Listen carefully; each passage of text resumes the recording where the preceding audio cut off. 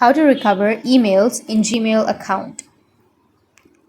So if you want to recover emails in Gmail account, then what you need to do is first make sure that you have a stable internet connection. After that, you need to open up your Google and you need to search for support.google.com, which will take you to the help center.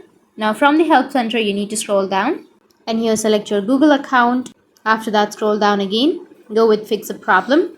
Now here tap on receiving emails from Google, and after that scroll down. Here you need to go with post to help community, or you may also have an option of Gmail message recovery tool. It might take you to that kind of interface so that you can proceed and recover your emails in your Gmail account, or you can also go with your Google account help community.